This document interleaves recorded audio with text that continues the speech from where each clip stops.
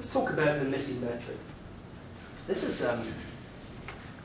something that we've been working on a long time, and I'm not a mathematician. I have a captive mathematician in the office, but I'm not going to try to get into some of the specifics here because it's late in the day, and I don't think you want to be learning integration and differentiation from me at this time in the evening. But there's a lot of sophistication behind some of the metrics here, but I want to tell you how these metrics are used.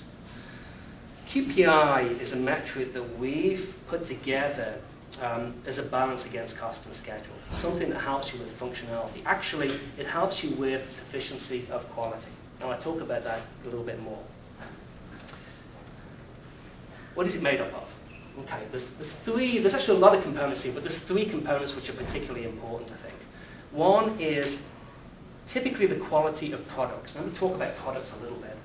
When you produce anything through a project, you will produce what we classify as artifacts. It can be a project plan, it can be a requirements document, it can be a testing plan, it can be anything that you deliver through the process. Any one of those products can be tested, and it can be tested for what we call defect density. Does anybody know, anybody worked with defect density? Let me explain a little bit about defect density. Defect density effectively is, I'm looking for a certain number of defects. I expect a certain number of defects in every single artifact, whether it be a piece of code, whether it be a requirements document, whether it be a project plan. I'm expecting a certain level of defects in every phase. I expect that defect level to go down as I go through the phases. I expect it to be a certain density. What I mean by that is I've got 100 lines of code, I expect to have a certain number of defects. It's just natural course. That's what you find. And what's more important, you can predict how many you're supposed to find too. So defect density of artifacts is measuring the latent quality of that product, whether it be a finished product or an interim product.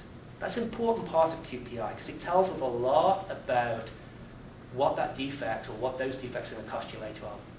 Keep that in mind because I want to get back to that. Quality of process, typically process maturity. Anybody worked with Six Sigma? Yeah, I know one's they worked with Six Sigma. CMMI? Okay. So you'll probably have a feel for what I'm talking about here with process maturity. Organizations have developed certain capabilities. Their capabilities to define a process, to follow a process, to replicate and duplicate a process, to measure a process. These are all different levels in terms of the maturity of the organization. That also has an effect upon your predictability in terms of doing things. It also has an effect upon your performance in doing things too. So that makes another part of QPI. Quality of people, typically competency and capacity. I'm sure I don't have to tell you that you need good people to do good work. But it isn't necessarily guaranteed that you have good people that they will necessarily do good work. Don't ever think that the equation works both ways. You have to have the right environment for them to do good work, and you have to give them the good tools to do good work. So that's the reason why it's part of these components to QPI. Now there's other pieces to QPI, but I just want to get a feel for how this is built up.